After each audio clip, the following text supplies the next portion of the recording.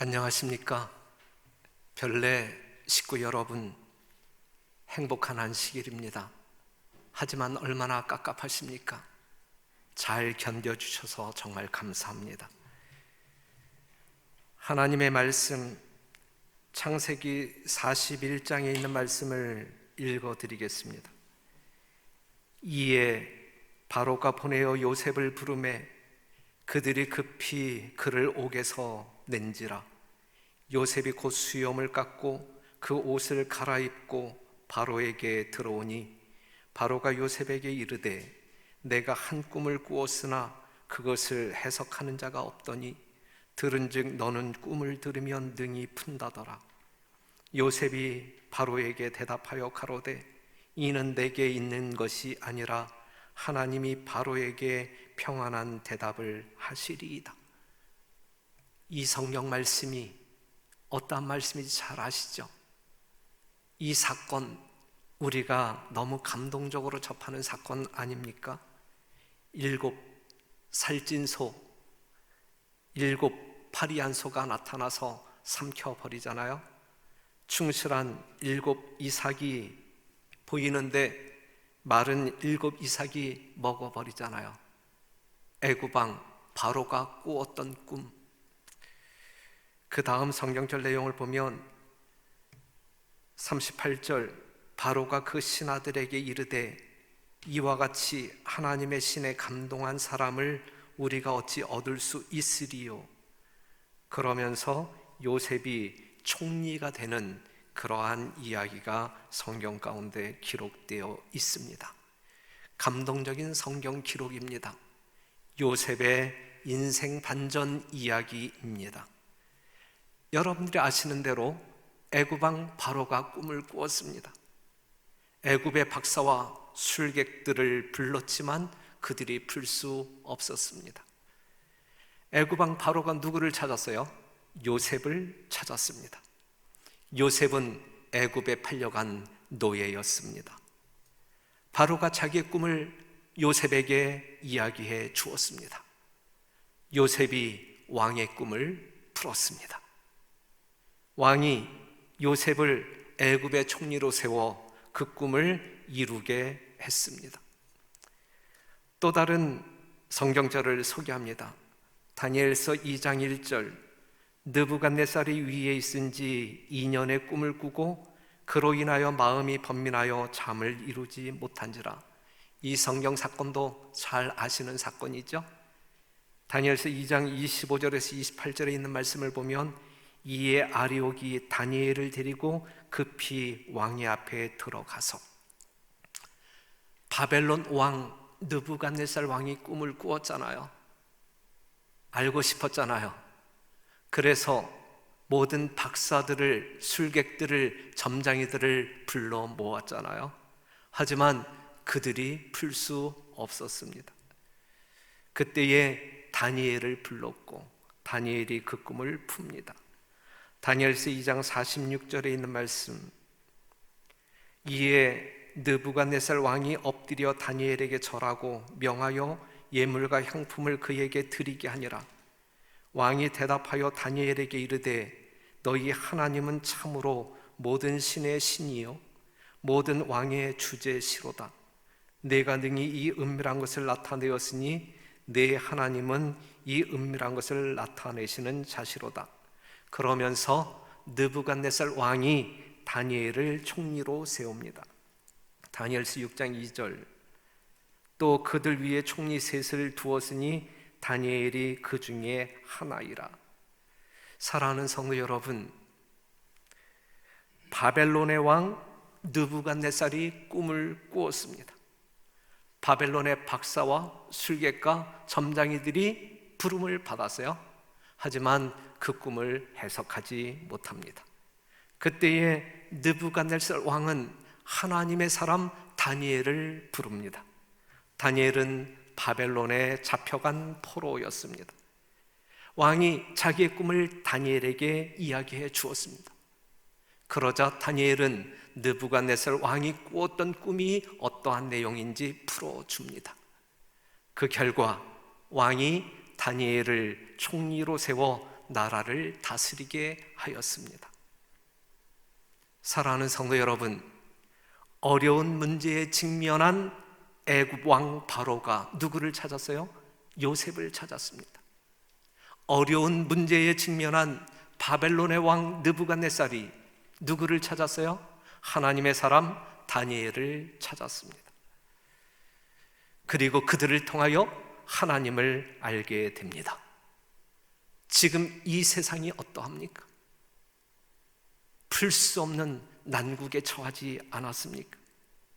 온 세상 이 나라 저 나라가 이 코로나를 돌파하기 위하여 모든 박사들을, 모든 식견 있는 사람들을 불러 모아 해결책을 찾고자 하지만 찾지 못하고 있습니다. 그럼에도 이 세상은 하나님의 사람을 찾지 않습니다. 성도 여러분, 이 세상이 하나님의 사람을 찾지 않는 것일까요? 아니면 찾을 사람이 없는 것일까요? 하나님의 신에 감동한 사람이 없다는 말이 맞는 것 아니겠습니까?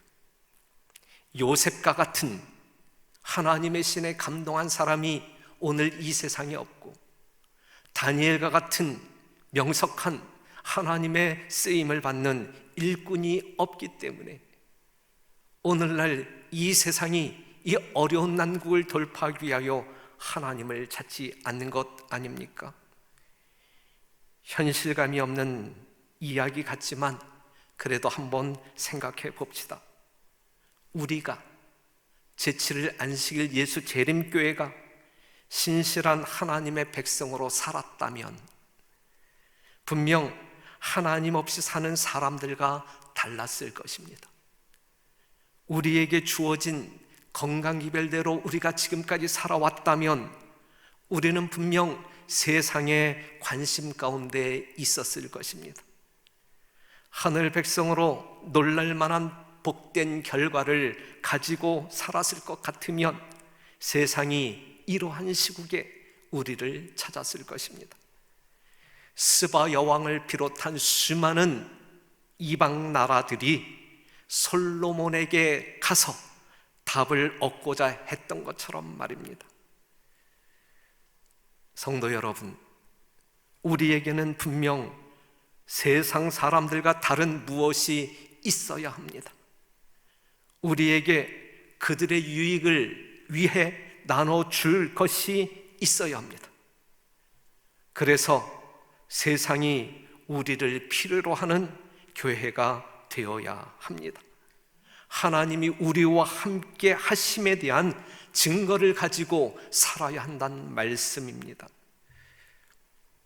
신약 성경의 한 인물을 소개하면 여러분 모두가 존경하는, 쫓고 싶은 바울의 삶에 변화가 있었습니다. 다메섹에서 예수님을 만난 이전과 이후가 달랐습니다.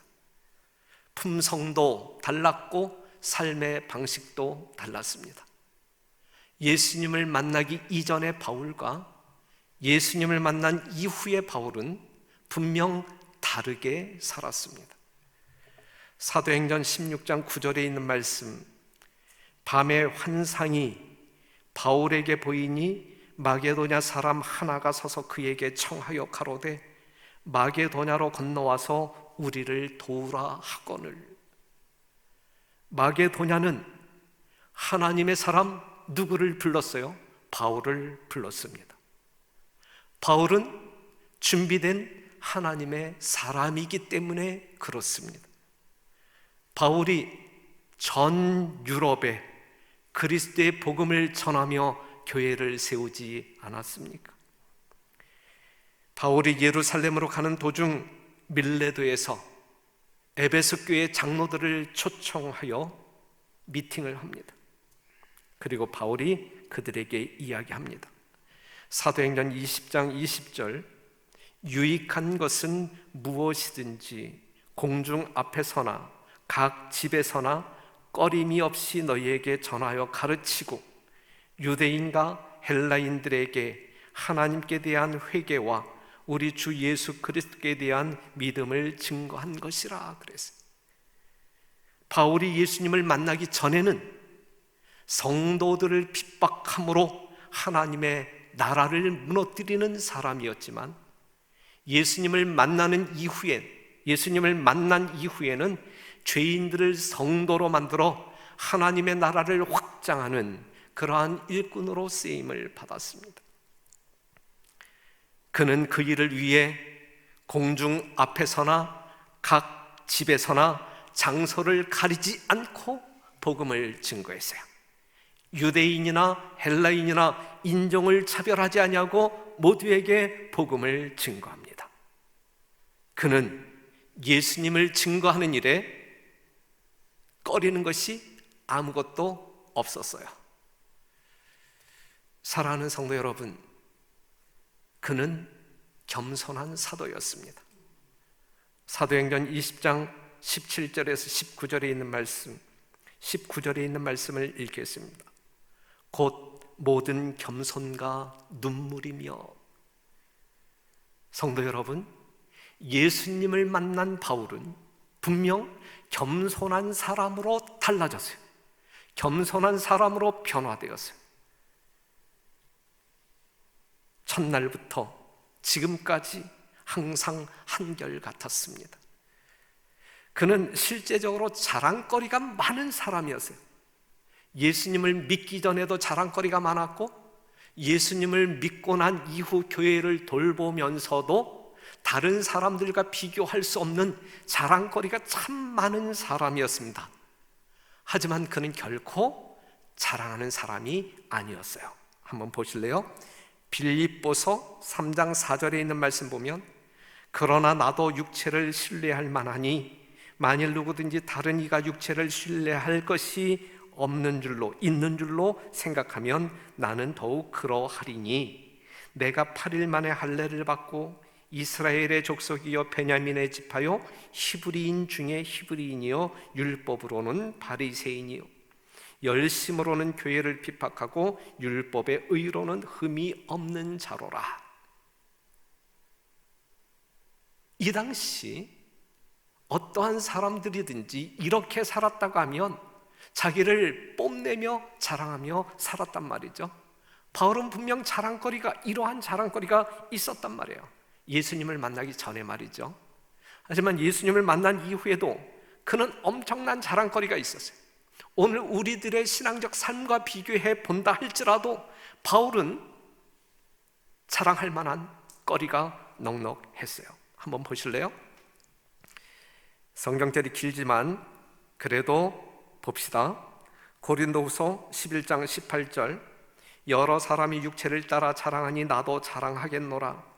너희는 지혜로운 자로서 어리석은 자들을 기쁘게 용납하는구나. 누가 너희로 종을 삼거나 잡아먹거나 사로잡거나 자고하다 하거나 뺨을 칠지라도 너희가 용납하는도다. 우리가 약한 것 같이 내가 욕되게 말하노라. 그러나 누가 무슨 일에 담대하면 어리석은 말이나마 나도 담대하리라. 너희가 히브리인이냐? 나도 그러하며, 저희가 이스라엘인이냐? 나도 그러하며, 저희가 아브라함의 씨냐? 나도 그러하며, 저희가 그리스도의 일꾼이냐? 정신없는 말을 하거니와 나도 더욱 그러하도다. 내가 수고를 넘치도록 하고 옥에 갇히기도 더 많이 하고 매도 수없이 맞고 여러 번 죽을 뻔하였으니, 유대인들에게 40에 하나 감한 매를 5번 맞았으며 3번 태장으로 맞고 1번 돌로 맞고 3번 파손하였는데 일주야를 기품에서 지냈으며, 여러 번 여행에 강의 위험과 강도의 위험과 동족의 위험과 이방인의 위험과 시내의 위험과 광야의 위험과 바다의 위험과 거짓 형제 중의 위험을 당하고, 또 수고하며 애쓰고 여러 번 자지 못하고 줄이며 목마르고 여러 번 굶고 춥고 헐벗었노라. 이외의 일은 고사하고 오히려 날마다 내 속에 놀라운 일이 있으니 곧 모든 교회를 위하여 염려하는 것이라. 누가 약하면 내가 약하지 아니하며 누가 실족하게 되면 내가 애타하지 않더냐 그랬거든요. 얼마나 그의 사역에 자랑거리가 많은, 만약에 제가 지금까지 이 목회적 삶을 살아오면서 이 정도로 이 교인들을 섬기고 헌신하고 이러한 고난 속에서도 내 신앙을 지키고 성도들의 신앙을 돕고는 그러한 성공적인 목회자로 왔다고 하면 저는 얼마나 방방곡곡 돌아다니면서 저 자신을 자랑하기 위하여 내세우기 위하여 일을 했겠습니까? 사랑하는 성도 여러분, 바울 이 정도의 목회적 어떤 그 실적이라고 하게 되면 정말 자랑할 만하지 않습니까? 하지만 바울은 결코 자랑하지 않았습니다. 그는 모든 겸손으로 교회를 돌보며 하나님을 증거하는 일에 몰두했단 말이죠. 빌립보서 3장 7절에서 9절에 있는 말씀, 그러나 무엇이든지 내게 유익하던 것을 내가 그리스도를 위하여 다 해로 여길 뿐더러 또한 모든 것을 해로 여김은 내 주 그리스도 예수를 아는 지식이 가장 고상함을 인함이라. 내가 그들을 위하여 모든 것을 잃어버리고 배설물로 여김은 그리스도를 얻고 그 안에서 발견되려 함이니 내가 가진 의는 율법에서 난 것이 아니요 오직 그리스도를 믿음으로 말미암은 것이니 곧 믿음으로 하나님께서 난 의라 그랬어요. 사랑하는 성도 여러분, 오늘 우리가 살펴보고 있는 이 바울은, 여러분들이 존경하며 본받기를 원하는 이 바울은 예수님을 믿기 전에도 자랑거리가 참 많은 사람이었고 내세울 것이 많은 사람이었고, 또한 예수님을 만난 이후 그가 교회를 돌보는 목회자로서 사도로서 삶을 살아갈 때에도 그의 업적은, 그의 목회적 실적은 다른 사람들과 좋게 비교할 수 없을 만큼 자랑하기에 넉넉한 것들이었단 말이죠. 하지만 바울은 자랑하는 삶을 살지 아니하고 정말 겸손하게 살았습니다. 바울이 자랑했던 것은 이걸 자랑했어요. 고린도후서 11장 30절, 내가 부득불 자랑할진대 나의 약한 것을 자랑하리라 그랬어요.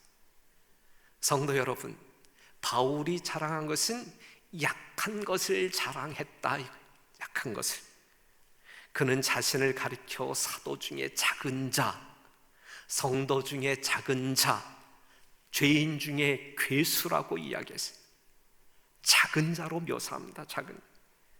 고린도전서 15장 8절에 있는 말씀을 보게 되면 만삭이 되지 못하여 난 자, 약한 것을 자랑하고 있는 거예요. 고린도전서 4장 13절에 있는 말씀을 보게 되면 만물의 찌꺼기만도 못한 나, 그리고 그는 날마다 죽을 수밖에 없는 사람이라고 이야기합니다. 그러면서 갈라디아서 6장 14절, 내게는 우리 주 예수 그리스도의 십자가 외에 결코 자랑할 것이 없다, 이렇게 고백합니다. 사랑하는 성도 여러분, 우리는 어떻게 살고 있습니까? 예수님의 겸손을 배웠던 바울처럼 살아가고 있습니까? 아니면 자랑할 것도 없는데 자랑하기 위하여 애쓰며 살아가고 있습니까? 하나님은 겸손한 사람들에게 은혜를 베푸십니다. 누가복음 6장 42절에 있는 말씀처럼, 사랑하는 성도 여러분, 제발 저를 비롯한 모든 성도들이 우리 자신의 눈에 박혀있는 들보를 먼저 보고 꺼내는 일에 집중하게 되기를 간절히 바라고, 다른 사람들의 눈에 박혀있는 티끌을 빼기 위하여 교만 떨지 말게 되시기를 간절히 바랍니다. 루스벨이 진실로 지극히 높은 자와 같이 되기를 바랐다면 하늘에 지정된 자기의 자리를 결코 버리지 않았을 것이다, 타락하지 않았을 것이다 라고 하는 말씀이죠. 왜냐하면 지극히 높은 자, 즉 하나님의 정신은 이기심 없는 봉사에서 나타나기 때문이다. 루스벨이 원한 것은 하나님의 능력이었지 그분의 품성은 아니었다 그랬거든요. 성도 여러분, 이 말씀을 통하여 우리가 얻을 수 있는 교훈이 무엇일까요? 우리는 하나님과 같이 되어야 할 것입니다. 하나님께서도 우리에게 그렇게 요구하시지 않아요? 내가 거룩한 것 같이 너희도 거룩하고 내가 온전한 것 같이 너희도 온전하라 그랬어요. 그런데 사랑하는 성도 여러분, 우리는 하나님과 같이 되기 위한 갈망의 마음을 가져야 되지 않겠습니까? 하나님과 같이 되기 위하여 노력하는 성도들이 되어야 되지 않겠습니까? 그러한 믿음으로 살아야 되지 않겠습니까? 그런데 여러분, 우리가 하나님의 품성을 구하지 아니하고 하나님의 능력만을 구하는 사람이 된다고 하면 우리는 분명 하나님의 사람이 아닌 사단의 사람으로 전락할 수밖에 없어요. 사단이 하나님의 품성을 구하지 아니하고 하나님의 능력만을 구했기 때문에 그가 사단이 되고 만 것이거든요. 성도 여러분, 명심합시다. 우리는 하나님의 품성을 구하며 하나님의 능력의 도구로 쓰임받기 위하여 우리 주 앞에 굴복하는 여러분과 제가 되기를 간절히 바랍니다. 명예에 앞서 겸비가 있다 그랬어요. 겸손한 사람만이 명예를 얻을 수가 있는 거예요. 겸손한 사람만이, 주께 굴복하는 사람만이 우리 하나님에 의하여 높임을 받을 수가 있는 것입니다. 사람들이 자기를 높이고 하나님의 크신 계획의 성공에 저들이 필수적인 존재라고 생각할 때, 나 아니면 아무것도 할 수 없다라고 생각할 때 주께서는 그들을 제쳐 놓으신다. 그리하여 주께서는 사람들에게 의존하지 않으신다는 것을 분명히 하신다. 그들이 사업에서 제거된다고 하여 그 사업이 중지되지는 않는다. 오히려 더욱 큰 권능을 가지고 전진한다 그랬어요. 사랑하는 성도 여러분, 교만한 사람은 하나님께 아무 쓸모가 없다라고 하는 말씀이에요. 교만한 사람을 통하여 하나님께서는 어떠한 일도 이루시지 아니한다는 말씀. 인간적인 안목으로 볼 때 그 사람이 그 일을 하지 아니하면 우리 교회 망한다, 이렇게 생각되어지는 사람일지라도 그가 겸손하지 아니하고 교만한 마음을 가지고 사역을 한다고 하면, 저에게 해당되는 말이겠죠? 그렇게 사역을 한다고 하게 되면 하나님은 그 사람을 사용하지 아니하고 제쳐 놓으신다. 그래도 하나님의 교회는 전진하고 또 전진할 것이다 라고 하는 말씀이거든요. 그러니 사랑하는 성도 여러분, 우리의 심령 가운데 자리 잡고 있는 교만을 떨쳐버리고 예수님의 마음을 품으로 말미암아 예수님의 겸손을 소유하기 위하여 기도하며 노력하시는 여러분과 제가 되기를 간절히 바랍니다. 자랑거리가 없어 자랑하지 않는 겸손이 아닌, 자랑거리가 많지만 자랑하지 않는 겸손한 성도, 재림교회가 되었으면 참 좋겠습니다. 예수님의 십자가가 있는 사람은 참으로 큰 자랑거리가 있다 할지라도 배설물로 여깁니다. 예수님의 십자가가 없는 사람은 배설물과 같은 별것도 아닌 것임에도 불구하고 자랑하려고 애를 씁니다. 성도 여러분, 별내교회 성도 여러분, 우리는 결코 자랑하기 위하여 자기를 내세우는 사람이 아닌, 자랑거리가 있을지라도 모든 영광 하나님께 돌리고 자신은 오직 하나님 앞에서와 사람들 앞에서 겸손한 모습으로 생애하는 여러분과 제가 되기를 간절히 바랍니다. 사도는 분명 그 시대 다른 사람들과 달랐어요. 그는 눈물의 사도였습니다. 사도행전 20장 19절에 있는 말씀을 다시 보면 곧 모든 겸손과 눈물이며, 바울의 사역은 눈물로 범벅이 된 사역이었음을 볼 수가 있어요. 사도행전 20장 31절, 그러므로 너희가 일깨어 내가 3년이나 밤낮 쉬지 않고 눈물로 각 사람을 훈계하던 것을 기억하라. 처음부터 지금까지 밤낮 쉬지 않고 눈물로 각 사람을 훈계하던 것을 기억하라. 이 말씀을 보게 될 때 여러분 분명 바울은 눈물의 사도였습니다. 그가 그리스도를 만나기 전에는 피도 눈물도 없는 박해자였지만 그가 예수님을 만난 이후에는 그의 눈에는 눈물이 마를 날이 없었어요. 사랑하는 성도 여러분, 그리스도인은 울어야 합니까? 그리스도는 울어야 합니까? 바울은 자기의 죄 때문에 울었습니다. 회개의 눈물이죠. 다시 한번 물을게요. 그리스도인은 울어야 합니까? 울어야 합니다. 뭐 때문에 울어야 합니까?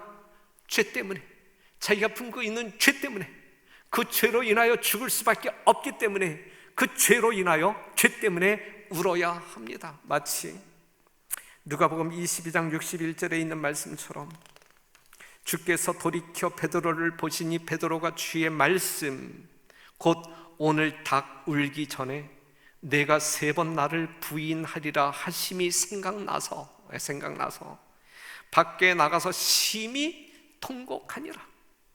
이러한 통곡이 우리의 삶 가운데 있어야 되지 아니할까요?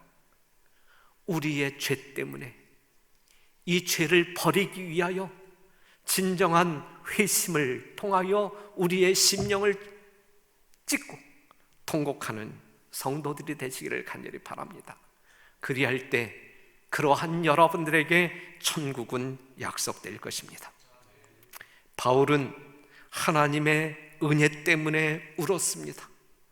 감사의 눈물입니다. 사랑하는 성도 여러분, 여러분들은 울어야 합니까? 울어야 합니다. 뭐 때문에 울어야 합니까? 하나님의 은혜가 너무 감사하여 너무 감동할 수밖에 없어서 우리는 울어야 합니다. 누가복음 7장 38절, 예수의 뒤로 그 발 곁에 서서 울며, 누구예요? 마리아, 막달라 마리아. 막달라 마리아가 서서 울며 눈물로 그 발을 적시고 자기 머리털로 씻고 그 발을 입맞추고 향유를 부으니, 막달라 마리아가 왜 울었어요? 왜 울면서 눈물을 흘렸어요? 그 눈물로 예수님의 발을 왜 씻기셨어요?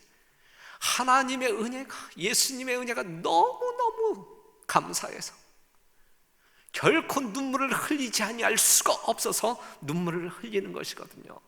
성도 여러분, 이러한 눈물 흘려야 합니까? 흘려야 합니다. 흘려야 합니다. 이러한 눈물 많이 흘리면 흘릴수록 여러분들의 믿음은 하늘을 향하여 더 높이 쌓아질 것입니다.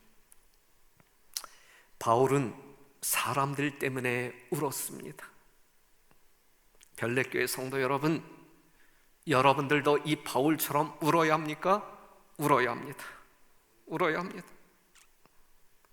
회개하지 아니하는 성도들을 볼 때마다, 지나칠 때마다 우리의 마음 가운데선 통곡이 있어야 합니다. 누가복음 19장 41절, 가까이 오사 성을 보시고 우시며 가라사대 너도 오늘날 평화에 관한 일을 알았더면 좋을 뻔하였거니와 지금 내 눈에 숨기었도다 그랬어요. 하늘을 보지 못하는 사람, 자신의 죄를 보지 못하는 사람, 영생이 있음에도 불구하고 그 길을 찾지 못하는 사람을 바라보실 때에, 그 예루살렘 도성을 바라보실 때에 그 안에 거하고 있는 수많은 사람들이 죄로 인하여 멸망할 수밖에 없는 운명에 처한 사실을 바라보실 때에 예수님께서는 울지 아니할 수가 없었단 말이죠. 이 예수님의 눈물이 바울의 눈에서도 쏟아졌단 말씀입니다. 그 눈물이 우리들의 눈에서도 쏟아져야 한다는 말씀이죠. 쏟아야 합니다. 울어야 합니다. 바울은 인내했습니다. 그리하여 승리하는 사도가 되었습니다.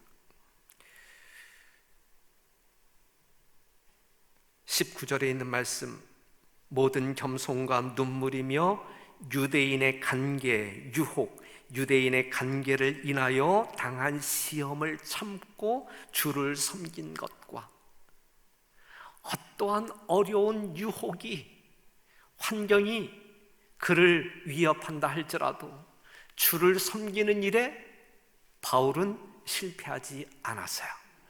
인내함으로, 견딤으로 승리했다는 말씀이죠. 22절에 있는 말씀, 보라, 이제 나는 심령의 매임을 받아 예루살렘으로 가는데 거기서 무슨 일을 만날지 알지 못하노라. 어떠한 사건이, 어떠한 어려운 난국이 기다릴지 모르지만 가는 거예요. 사명에 이끌려 가는 거예요. 그 다음에 있는 말씀, 그런데 성령께서 말씀하시죠. 23절, 오직 성령이 각 성에서 내게 증거하여 결박과 환난이 나를 기다린다 하시나.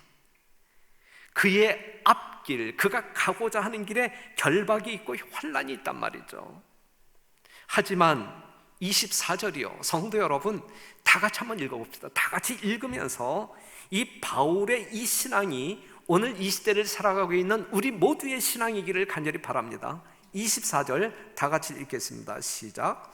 나의 달려갈 길과 주 예수께 받은 사명, 곧 하나님의 은혜의 복음 증거하는 일을 마치려 하면은 나의 생명을 조금도 귀한 것으로 여기지 아니하노라 그랬어요. 성도 여러분, 위대하지 않습니까? 위대한 신앙 아닙니까? 이것이 여러분들의 신앙이라고 하면 하나님께서 여러분들을 보실 때 얼마나 귀하게 보실까요? 우리는 그러한 존재들이잖아요. 그러한 존재들이 됩시다. 유대인의 간계를 인하여 당한 시험을 참고 주를 섬겼던 바울처럼 처음부터 지금까지, 지금부터 미래일지라도, 주님 오시는 그날까지일지라도 우리는 참고 견디어 승리하는 성도들이 되어야 할 것입니다. 여러분 모두는 승리자로 하늘에 가야 합니다. 그렇게 되기를 간절히 호소합니다. 바울은 지금 예루살렘으로 갑니다. 말씀드렸지만 어떤 일을 만날지 몰라요. 성령을 통하여 결박과 환난이 있을 거라고 이야기했어요. 하지만 주의 복음을 증거하는 일에 자기의 생명을 결코 귀한 것으로 여기지 아니하고 할 일을 하기 위하여 갈 길을 가겠다라고 이야기하고 있는 것이거든요. 얼마나 아름다운 사도였습니까? 저도 이렇게 살았으면 참 좋겠는데 너무너무 부족해. 저를 위하여 기도해 주시기를 바랍니다. 저도 이러한 이 바울처럼 정말 여러분들을 섬기며 이 별내교회를 영적으로 부흥시키고 성장시키는 일에 있어서 저의 모든 것을 희생하기를 원합니다. 바울은 다시 한번 강조하지만 나의 달려갈 길과 주 예수께 받은 사명, 곧 하나님의 은혜의 복음 증거하는 일을 마치려 하면은 나의 생명을 조금도 귀한 것으로 여기지 아니하노라. 이 바울의 간증이 오늘 저의 간증이기를, 또한 그러한 결심이기를, 아울러 여러분들의 결심이기를 간절히 호소합니다. 코로나19가 언제 어떻게 종식될지 아무도 예측 못합니다. 인간이 해결할 수 없는 문제 앞에서 하나님을 찾았듯이 오늘날 세상이 하나님을 찾았으면 참 좋겠습니다. 오늘날 세상에서 돌파구를 찾지 못하는 수많은 위정자들이, 또한 국민들이 재림교회를 찾아와서 재림 성도들에게 나의 안전을 위하여, 나의 건강을 위하여 기도해달라 요청하는 그러한 요청이 있었으면 참 좋겠습니다. 재림교회를 찾아와서 이 세상이 어떻게 될 것인지 물어왔으면 참 좋겠습니다. 우리는 답할 거리가 있잖아요. 앞으로 이 세상이 어떻게 전개될 것인지, 어떠한 자세로 우리가 살아야 할지 우리는 그들에게 줄 답이 있잖아요. 그 답을 찾기 위하여 이 세상 모든 사람들이 재림교회를 찾아왔으면 참 좋겠습니다. 그리하여 우리가 믿는 하나님을 만났으면 참 좋겠습니다. 교회 예배가 어떻게 될지 모르지만 분명 하나님의 뜻은 이루어지고 있는 것입니다. 맞죠? 코로나가 아무리 번창하고 번창한다 할지라도, 세상이 뒤범벅이 되어져 간다 할지라도, 이러한 시간 속에서 우리 하나님의 뜻은 이루어지고 있다라는 사실 분명히 아시죠? 하나님의 섭리 가운데 이 세상은 하나님의 뜻 안에서 운영되고 있다. 우리는 이 사실을 분명히 믿어야 할 것입니다. 지금 이 순간에도 하나님의 뜻은 분명히 이루어지고 있다, 이거예요. 이루어지고 있다. 문제는 하나님의 뜻이 이루어지는 과정 속에서 하나님께서 나를 향한 하나님의 뜻은 어떻게 이루어지고 있느냐, 그것이 문제죠. 하나님의 뜻은 이루어진단 말이에요. 하지만 여러분들 각자에게 뜻하시는 하나님의 섭리는 어떻게 이루어지고 있느냐, 하나님께서 뜻하시는 바대로 여러분들이 움직여지고 있느냐, 하나님의 말씀대로 여러분들이 믿음으로 순종하며 따라감으로 하나님께서 인도하시고자 하는 그 길로 여러분들이 따라가고 있느냐, 이거예요. 중요한 말씀이에요. 중요한 말씀. 어려운 시대에 살아가고 있지만 이것이 언제 어떻게 끝날지 우리는 알지 못하지만, 이 교회 예배가 언제 재개되어 성도들이 하나님의 사랑을 가지고 부둥켜 안고 하나님을 경배하는 일에 우리의 모든 것을 다 드릴 날이 언제 이르러 올지 모르지만, 내일 우리는 또 직원들이 모여서 그 문제를 가지고 의논해야 되는데, 분명 하나님의 뜻은 이루어지고 있는 그러한 시간 속에 우리가 존재한다. 그런데 다시 한번 강조한다고 하면, 하나님의 뜻은 이루어지는데 나의 뜻은, 나의 갈망은 어떻게 진행되고 있느냐, 이거예요. 나를 향한 하나님의 뜻은 어떻게 이루어지고 있느냐, 이것입니다. 현실적 이 코로나 감염에 대한 대처도 우리가 잘 해야 합니다. 잘 해야 하지만 영적인 대처는 더 잘 해야 합니다. 맞죠? 예. 우리가 코로나에 감염되어서는 안 돼요. 하나님께서 철저히 지켜 보호해 주심으로 말미암아 우리 별내교회 성도들 중에서는 어느 누구도, 이 대한민국 땅에 살고 있는 우리 재림 성도들 중에 어느 누구도 감염되지 않았으면 참 좋겠어요. 잘 대처해야 합니다. 손 잘 씻고 소독제 바르고, 사회거리 우리가 유지하면서 감염되지 말아야 합니다. 하지만 여러분, 우리의 영적인 삶의 대처는 이 감염에 대한, 코로나 감염에 대한 대처보다 더 잘해야 한다는 말씀입니다. 사랑하는 성도 여러분, 울어야 합니다. 우리의 죄 때문에 울어야 되고, 하나님의 은혜에 감사하여 우리는 시시때때로 울어야 되고, 아직도 하나님을 알지 못함으로 말미암아 생명의 떡을 먹어보지 못한 죄 가운데 있는 그러한 영혼들을 부딪힐 때마다 우리의 심령 가운데 하염없는 눈물이 쏟아져야 할 것입니다. 여러분, 이 세상의 미래를 어떻게 예측하십니까?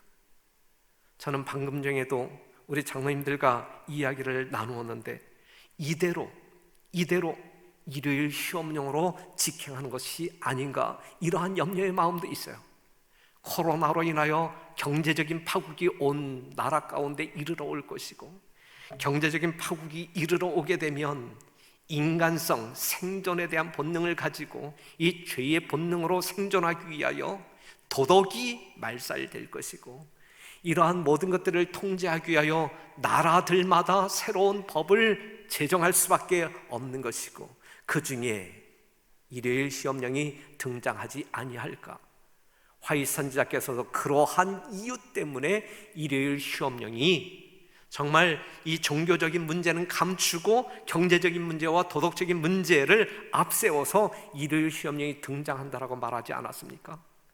그럴 감히 섣부른 판단이지만, 정말 기후에 그냥 기후로 끝났으면 참 좋겠지만 그러한 예감도 드는 것이 사실입니다. 성도 여러분, 또 이 안식일이 지나면 또 한 주일을 보내게 될 텐데, 맞이하는 한 주일도 지금처럼 잘 견뎌내시기를 간곡히 당부드리면서 오늘 말씀을 마치도록 하겠습니다.